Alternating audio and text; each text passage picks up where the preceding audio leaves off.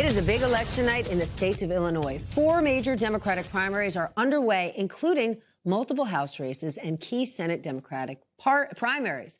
Turnout for that particular race has now surpassed the total in any Democratic Senate primary held in a non-presidential year in 3 decades. You know what that means? That they raised so much money. And it is also expected to surpass the 2004 primary, when more than 1 million voters participated in the election that saw Barack Obama become a U.S. Senator. My dear partner, Ali Velshi, is at the big board. He's actually at the table. Right. He's going to make his way over to the big board. Give us the latest. All right. So the big race is the U.S. Senate race. Remember, in Illinois, this is not a state that's in place. So if you win the Senate primary, you're probably going to be the next U.S. Senator to replace Dick Durbin, who's been in the job for 30 years. This race has been won by Juliana Stratton. She is the lieutenant governor of Illinois, heavily funded and backed by Governor J.B. Pritzker, who ran unopposed. He put about $5 million into this race. She defeated Raja Krishnamurthy, who was showing as leading in some of the polls, but by a handy margin. He's got 33%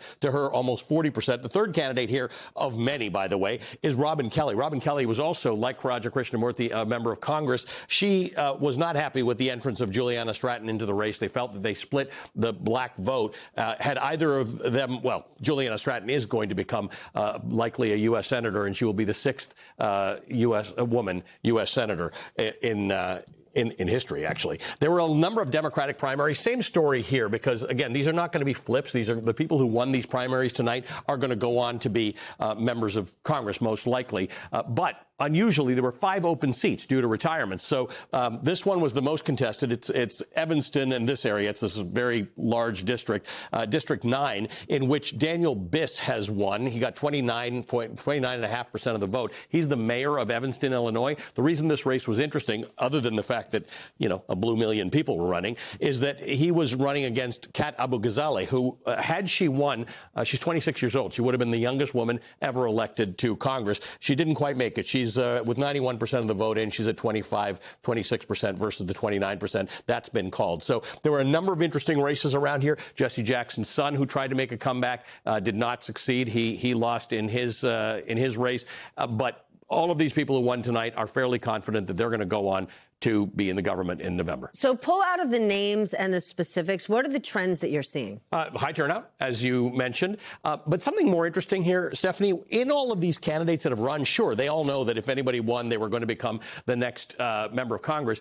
There were real differences in views. There was a lot of money that came into these races. There were progressives versus incumbents versus more moderates.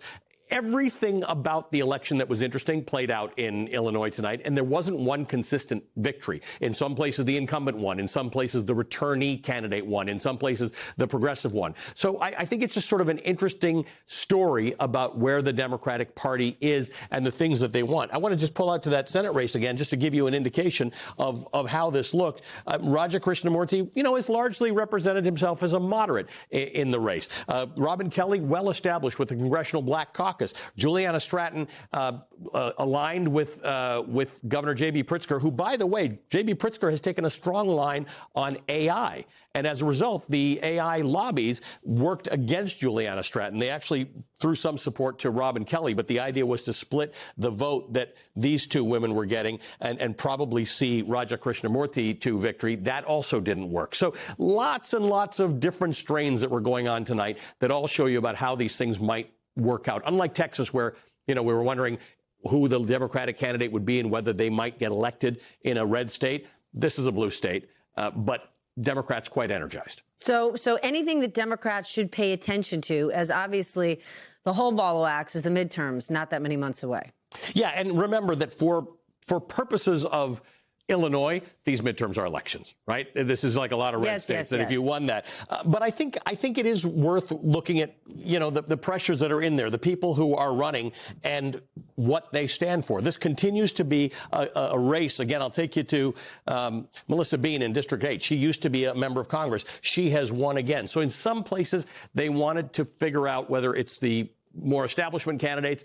In a place like District 9, where Kat Abu-Ghazaleh was running, that was going to be a progressive. You know, she's facing indictment. She's sort of a completely online being. Didn't quite work, but it was pretty close. So I think this tells you the same thing. People are looking for fighters as opposed to folders, and it's not clear that their ideology was a determining factor tonight. It wasn't a win for progressives or a win for moderates. It was sort of made the best candidate in any particular district win.